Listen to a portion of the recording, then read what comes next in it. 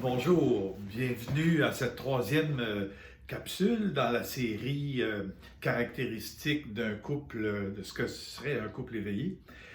Et dans cette troisième capsule, je vais vous parler de le sentiment d'être un moi. Vous allez me dire, qu'est-ce que c'est ça, le sentiment d'être un moi? On a tous le sentiment d'être un moi. Euh, et vous avez parfaitement raison. Euh, Pourquoi faire une vidéo là-dessus? Ça semble absolument évident.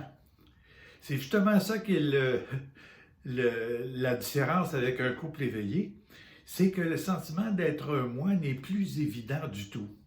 Alors, je vais essayer de vous expliquer ça du mieux que je peux, de vous l'expliquer du mieux que je peux. Chacun de nous, on adhère spontanément au fait que on a des croyances, disons, je vais parler à la première personne comme si j'étais un moi, là. Alors, moi, j'ai l'habitude d'avoir certaines pensées, j'ai l'habitude d'avoir certaines croyances. Il y a des émotions, des sentiments qui vont avec ça. J'aime ou j'aime pas. J'analyse, j'interprète dans un sens plutôt que dans l'autre. Et mes émotions vont me mener à avoir des actions, des comportements. Ces comportements-là vont donner des résultats. Et ces résultats-là vont confirmer ou habituellement ce que je pense. Si ça contredit ce que je pense, bien, je vais modifier mes croyances. Et puis ça peut arriver, on modifie ses croyances. Et puis, on repart une roue comme ça, où avec des nouvelles croyances, on a des nouvelles pensées, des pensées qui sont un petit peu différentes. Alors, par exemple, chacun peut donner des exemples facilement, mais supposons par exemple que j'ai la croyance que je suis pas intéressant. Alors, je m'en vais dans un groupe, et puis comme j'ai la croyance que je suis pas intéressant, alors cette pensée-là m'obsède un petit peu, occupe mon esprit, et puis l'émotion qui va avoir avec ça, ça va être une sorte de gêne, une sorte de timidité. L'action qui va aller avec ça, c'est que je me manifesterai pas trop, je parlerai pas trop, je vais rester un peu en retrait. Le résultat, c'est que parce que je parle pas trop, je reste en retrait, les gens ne s'intéressent pas trop à moi, ne me parlent pas trop, et ce résultat-là va confirmer que je suis pas intéressant. Alors, vous voyez, c'est un exemple d'un cercle dans lequel on est, et le moi, c'est le contenant qui contient cette roue-là, si on veut. On se croit le contenant qui comment je dirais ça, qui contient cette roue-là. Alors, c'est ça le sentiment d'être moi. Et puis, chacun de nous aussi, on a différents côtés de soi, on a différentes parties de soi. Alors, dans certaines circonstances, je peux jouer un rôle, jouer un personnage. Dans d'autres circonstances, il va y avoir un autre personnage. Par exemple, si je prends l'exemple précédent, si j'ai l'impression de ne pas être intéressant socialement, par contre, si je suis un spécialiste de quelque chose dans la vie et qu'on me demande d'en parler devant un groupe, ah là, je pourrais sortir mon côté professeur, mon côté intéressant, parce que dans ce contexte-là, étant donné que le monde sont obligés de m'écouter, tout d'un coup, je sors un côté intéressant, un côté qui est capable de parler. Alors, vous voyez, et là, la croyance va s'établir que je peux être intéressant dans tel contexte, et puis les résultats sont là pour le montrer. Alors, le moi est un contenant de toutes ces expériences-là, et on déduit que c'est tout naturel que on s'identifie à ça. Alors, Fernand, il a l'habitude de telle croyance, telle pensée, telle attitude, telle émotion, dans telle circonstance, dans telle circonstance. Alors, à un moment donné, on finit par dire, ça c'est moi. Les personnes qui sont éveillées à la pleine conscience, ils s'éveillent de quoi? Ils se réveillent de cette roue-là. Un jour, à force de méditer ou d'observer, ils réalisent que, oui, ils sont pris dans une roue, sont pris dans des identifiants. Le moi leur apparaît comme le contenant d'une roue qui vient de croyances, de pensées. Et parmi ces croyances-là, remarquez, il y a des croyances religieuses aussi. On peut avoir la foi, croire à toutes sortes de spiritualités, puis ça fait partie du moi, ça aussi. Alors, à un moment donné, des personnes s'éveillent et s'aperçoivent de ces roues-là. Ils s'aperçoivent qu'ils sont identifiés comme un contenant, leur moi est le contenant de tout ça. Puis en même temps, ils réalisent qu'ils sont capables d'être conscients de ça. Et là, tout d'un coup, les personnes éveillées s'éveillent de la roue, de l'identifiant, à la conscience d'être ça. Et quand ils deviennent conscients qu'ils sont ça, graduellement, cet état de conscience-là devient comme une autre réalité, une nouvelle réalité. C'est comme si on sort de la roue. Et à partir de la conscience, les identifications qu'on a, dont je viens de vous parler, apparaissent un peu comme irréelles. Ça apparaît un peu comme un film. C'est comme si les personnages que la personne éveillée joue dans sa vie, elle les aperçoit un peu à distance en prenant conscience. Puis là, elle s'aperçoit que c'est un peu comme un film. C'est un peu comme... Et ce film-là, le scénario pourrait changer n'importe quel temps. Un des ingrédients de la roue, les émotions, l'action, les croyances, les pensées, les résultats pourraient changer. Alors, ça veut dire que...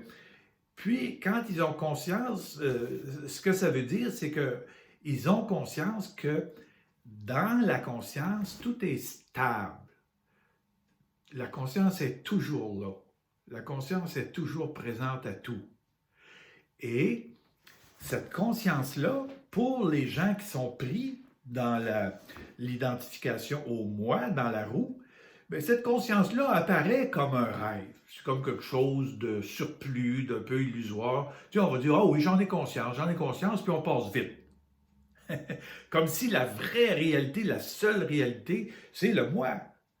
Alors, la personne qui est éveillée à la pleine conscience, il fait un renversement. La personne réalise que non, la vraie réalité, c'est la conscience. L'illusion, c'est le moi. Voilà, vous voyez le shift, le changement de perspective qui se produit. Je vous ai déjà dit que la pleine conscience peut être absolue, une conscience absolument claire, et qu'il y a peu d'êtres humains qui se rendent là. Mais les êtres humains qui se rendent là, ils témoignent que, rendu là, quand on est dans la pleine conscience, on est la pleine conscience. Notre être, c'est la conscience, et le moi n'a plus aucune importance. C'est comme si cette roue-là devient un film fantaisiste, d'une certaine manière, et que la personne n'est plus affectée du tout par ce cercle-là dans lequel la majorité des gens sont pris. Alors, c'est comme si le moi, ce contenant-là, s'est dissolu. La conscience l'a vu, et puis il perd son sens d'être la réalité ultime. Alors voilà, ça c'est dans l'absolu, les gens qui se rendent là. Maintenant, quand on n'est pas rendu à la conscience absolue, pure, bien, il y a des va-et-vient entre la conscience et puis l'ego, le moi, et plus des gens méditent, plus des gens pratiquent, s'entraînent à la pleine conscience, bien, plus le moi devient illusoire, devient un contenant qui n'existe pas vraiment. C'est une illusion de penser qu'on est un contenant parce qu'on a les mêmes ingrédients qui reviennent tout le temps. Alors on pense qu'on est un contenant, les mêmes ingrédients sont toujours là. C'est une illusion. Alors imaginons un couple éveillé. Ça serait un couple dans lequel les deux partenaires ont vu que les égos, les moi, ce contenant-là n'existe pas vraiment, que c'est une illusion, qu'il n'y a pas beaucoup d'importance. Alors, ça veut dire quoi? Ça veut dire que chacun est conscient que les croyances que j'ai, les pensées que j'ai, les émotions que j'ai, qui mènent à des actions, tout ça est comme un peu du cinéma un peu fantaisiste, et c'est comme si on voit ça comme de la fiction. Ça n'a pas vraiment de réalité. Alors, vous voyez, on n'entre pas complètement dans le film. On entre, on constate ça comme on constate quelque chose au cinéma. C'est pas la même chose de constater quelque chose au cinéma comme dans la vraie vie. Alors, on peut avoir des émotions au cinéma, mais on sait qu'on est au cinéma. Alors, les émotions ne sont pas si fortes que ça. C'est pour ça qu'on peut aller à des films d'horreur, on va courir à des films comme ça, parce que ça nous fait vivre des émotions, mais en toute sécurité, en sachant que c'est un film. Alors, la personne qui est en pleine conscience, son existence, elle l'aperçoit, elle la voit un petit peu comme ça. Alors, les deux partenaires vivent ça. Alors, ils se voient un l'autre, chacun dans la lumière de leur conscience. Alors, et la conscience, elle, j'en ai déjà parlé, elle est stable, elle est calme, c'est infini, ça touche à tout, mais c'est pas pris dans rien. Comprenez? Alors, ces deux personnes-là se relient l'une à l'autre, leur relation, et se vit vraiment à un autre niveau que quand on est deux moi, deux contenants, qui vivent des tas d'émotions parce qu'on se dit hey, touche pas à ça parce que ça, c'est moi, ça, c'est mon contenant. Alors, vous voyez que ça change la dynamique d'une relation complètement. J'irai pas dans les détails de tout ça pour le moment. Tout ce que je veux vous proposer, c'est de mesurer, comme dans ce que je fais dans tous ces courtes capsules, je prends un aspect d'un couple, de ce que serait un couple éveillé, et chacun peut mesurer à quelle distance je suis de ça. Alors, on peut évaluer à quelle distance je serais d'un couple éveillé, sans nécessairement placer le couple éveillé comme un couple de conscience absolue, là, mais à quelle distance je me situerais d'un couple éveillé. Et plus tard, dans d'autres capsules, on verra comment devenir un couple éveillé. Alors voilà pour aujourd'hui. Merci de m'avoir écouté. Bonne réflexion et je vous donne rendez-vous à la prochaine capsule. Merci, au revoir.